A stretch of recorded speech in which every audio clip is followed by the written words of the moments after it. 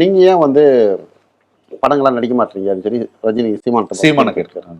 இல்லைன்னா இப்போ இருக்கிற நேரத்தில் எனக்கு இதுக்கே டைம் இல்லை, கட்சி நிகழ்ச்சி அது இதுன்னு இது பண்ண முடியல, குடும்பத்துக்கூட டயத்தை கூட ஸ்பெண்ட் பண்ண முடியல அப்படின்னு சொல்லி அவரை பற்றி பேச. இல்லை நீங்கள் படம் நடிக்கிறோம், இப்போல்லாம் சூழ்நிலை அரசியல் சூழ்நிலை நீங்கள் வந்து தனிச்சு போட்டிடுறீங்க, அதுவே ஒரு பெரிய விஷயம், மக்கள் மத்தியில் அதை விரும்புகிறாங்க, உங்களுக்குன்னு ஒரு கிரேஷ் இருக்குது மக்கள் மத்தியில்.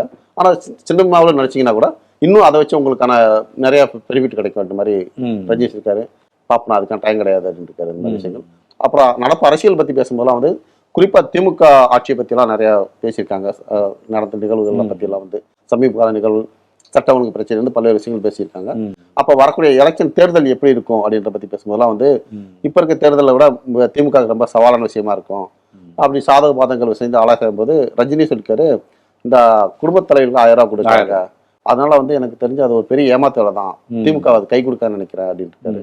இந்த மாதிரி இதுக்கு சீமானும் நிறைய விஷயங்கள் வந்து இவங்களுடைய என்னென்ன பண்ணியிருக்காங்க, பால் விலை குறைக்கணும்னு சொல்லிட்டு மறைமுகமாக எப்படிலாம் பால் சார்ந்த தொழில் அந்த ஆவின் சம்மந்தமாக என்னென்ன இதெல்லாம் வந்து விலை ஏற்றிருக்காங்க அப்படின்றத பற்றிலாம் பேசிட்டு இது மாதிரி நிறைய விஷயங்கள் பண்ணியிருக்காங்கன்னா இது கண்டிப்பாக அவங்களுக்கு பாதிப்புக்கு தான் செய்யும் அப்படின்ற விஷயங்கள்லாம் நிறைய பகிர்ந்துருக்காங்க.